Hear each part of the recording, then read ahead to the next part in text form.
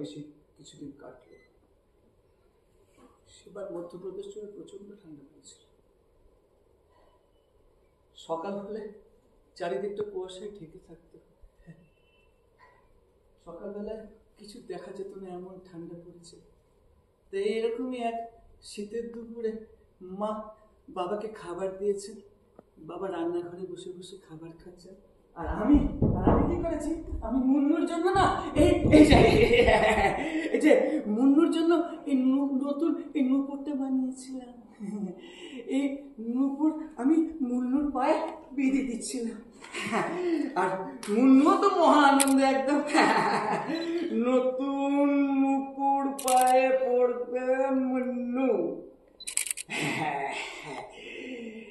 ঠিক এমন সময় একজন মাঝবয়সী মহিলা, দেখতে বেশ ভালো ফর্সা, আমাদের বাড়ির সামনে এসে উপস্থিত হল। ঘর মে কেউ আছেন?